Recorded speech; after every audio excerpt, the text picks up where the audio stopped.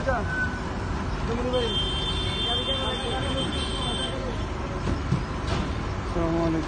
ভিডিওটা এটা একটা দোকান দিয়ে ফ্রিজ ভাঙ্গা তারপর স্টিলের জিনিসপত্র কেনাকাটা করে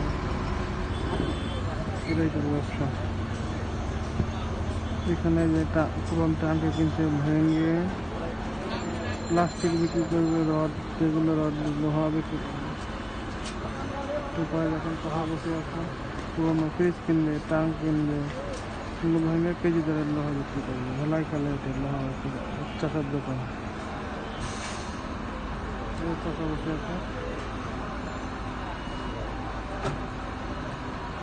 একটা কর্মচারীর কথা